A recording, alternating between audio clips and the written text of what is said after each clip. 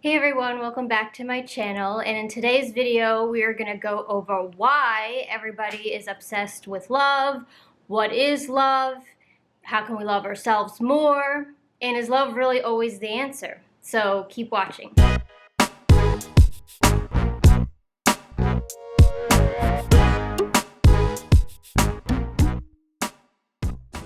So it's safe to say that most people, love consumes a lot of their life, right? And love can come in different forms for different people. The way you love your family is going to be different than you love, say, a lover or a romantic partner, and vice versa. And the loves you have for your friends are different. So again, love comes in different forms, and everyone has a different love language, right? And I'm not going to go into all the love languages, but maybe that'll be for another video. But again, love can come in many forms. But regardless, we all, as humans, have this desire and need for love. And we all kind of want to know what it is, right? I want to know what it is. A lot of people, they want to know what it is, right? What is it? And in some ways it might even be kind of sad that it's even asked, or the fact that we want it so much but yet it feels like it's absent a lot. Or you have moments of love, right? You have moments where you feel loved from people, or you have moments where maybe you even love yourself. So I'm always a firm believer that everything has to start from within, and love is no exception. So you have to have it first to be able to share it. And people always say, oh, you have to have self-love, and, people are always like, yeah, and, and they try to have it, whatever, but it's absolutely true. You have to have it to share it. It's kind of like if you're trying to water a garden and you have an empty jug or a cup.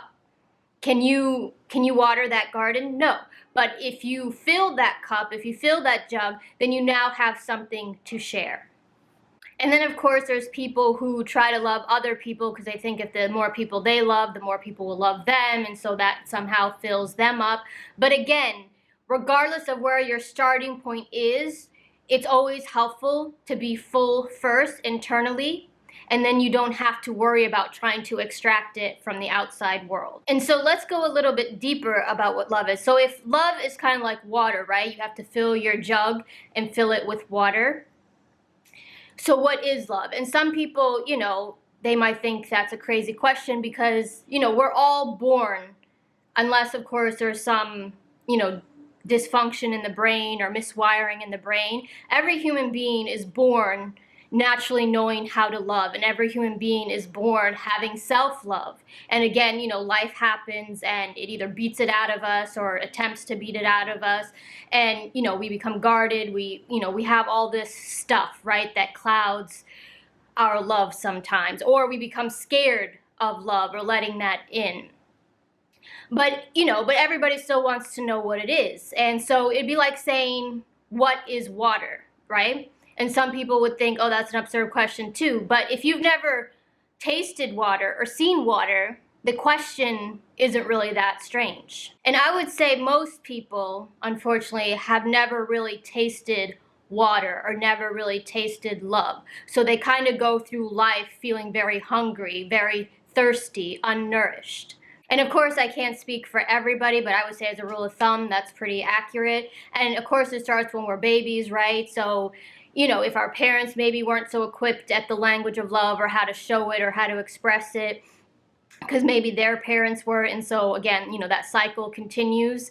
But regardless, whether, again, like I said, people have different love languages, but I think on the whole, we've been conditioned that love is something seen or heard. Like if someone says, I love you, then that's love. If someone buys you something, then you feel loved. Or someone compliments you, then that's a feeling of love. So of course, everyone has these different forms of what they think love should look like or feel like. And to me, I look at love as almost like something very simple, something very soft, like a flower. And of course, the flower is not the love, right? The flower is the physical. It's the flower's fragrance that is love, because it's the fragrance which fills a room. It's the fragrance which fills. And it's an energy that comes from the inside out that then radiates outward. Otherwise, you will never have enough flowers to fill you, just like you can never have enough compliments to fill you. You can never be told, I love you enough to fill you.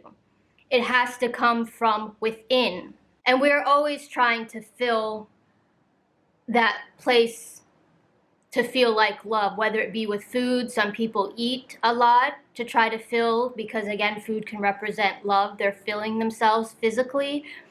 Some people are serial daters because again, they look for that external love from somebody else. And of course, the examples come in a variety of different ways. And there's nothing wrong with those things, but again, they always are going to leave you feeling empty in the end, because if that person doesn't reciprocate a certain way, all of a sudden you start feeling empty. If you don't get that compliment, all of a sudden you start feeling empty. Or if someone says something that's actually not a compliment and throws, say, shade at you, you start to feel empty. So again, if you have love from the inside out, you're able to sustain yourself. And all those attempts to try to get filled with love or a feeling of love is just really our egos. And again, the ego doesn't have to be seen as something negative. It just is. And again, we try all these things because we're stubborn in the head, and our egos push us to try to find the external. And again, I always look at the ego as the seed. It's the seed consciousness, it's the seed, and the seed has to be planted, and then the flower can grow, and then you have the fragrance. And again, that flower grows from within. You have to water your own garden internally. Because in truth, love doesn't exist from the outside. It always has to come from within. Even if you feel love from somebody else, literally, it's because it's coming from inside them, and they are sharing that with you. Just like I said, if your mug or your cup is full, you can then share that with somebody, and then they can drink, right? And so it feels like you're then being filled up by this other person or the external world.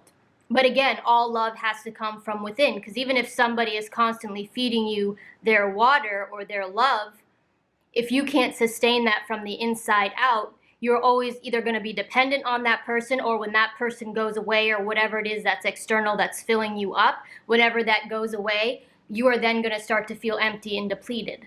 And so we go on hating ourselves. We go on hating other people. Again, the amount of self-love and self-care you have for yourself is the amount you can have for other people. It goes hand in hand. It can't be any other way. So if you're a person who hates themselves, you're going to then hate other people. You're going to hate the world. You're going to hate life.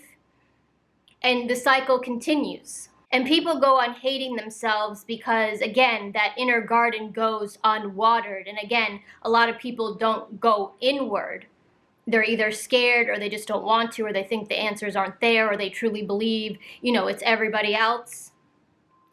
And when that happens, people could then start imitating love, right? They can start acting what they think love looks like. They can start pretending.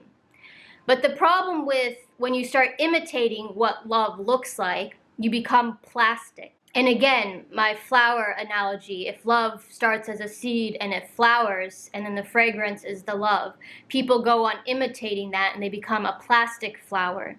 But a plastic flower is not real. It cannot truly grow. And then people ask themselves, why am I unsatisfied? Why do I not feel filled from the inside out? And it's because if you imitate something, it can never be the real deal. So what you're constantly going to attract and get is also imitation and not real love. It's the same thing if you have a plastic flower and then you have a real flower. Only a bee is going to go to the real flower because it doesn't know anything else. It responds to the essence. It responds to the energy. It responds to the real, the one with real life. And just on a side note, the people who always say, oh, love is the answer and love is all we need. And yes, love is an answer. You do need to have it, and you do need to have it from the inside out, and then everything becomes love. Because once you have it internally and you can sustain that energy, everything you do becomes an expression of love. Everything you touch, how you interact with others becomes an expression of love. There are people who think that love is the answer for everything, and it is when it comes from the inside out. But, people, they talk about narcissists and sociopaths, or say even like pedophiles or serial killers. There are some people who are always like, oh, well, even they need love. And I would say in that case, no, love is not the answer, because what those people need is not love. They need help. And the opposite of love is not necessarily hate. And I'm not saying to hate those people, and I'm not saying that they deserve to be treated inhumanely. There's some people, that'll get violent if they found out someone was a pedophile, and I don't think that's the answer either.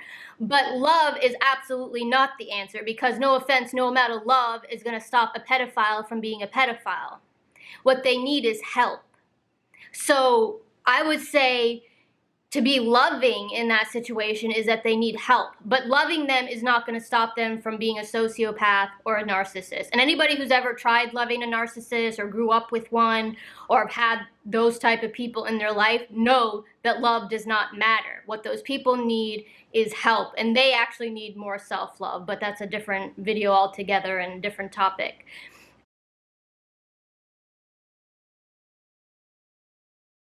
So I feel that real love only comes when you can love yourself from the inside out, without ego, without arrogance, and it really comes from an authentic place. And again, some people can even equate sex, right? Especially a lot of guys, they equate the physical sex with feeling of love and this idea of orgasm, right? And again, there is some truth to that, because again, sex has the potential of being love. Sex itself is the seed, but it has the potential to blossom and become the flower of love or the fragrance of love. And the word orgasm really means a state of bliss. So if you love yourself from the inside out, that's really what love is. It's an orgasm, because it's an eruption from the inside out.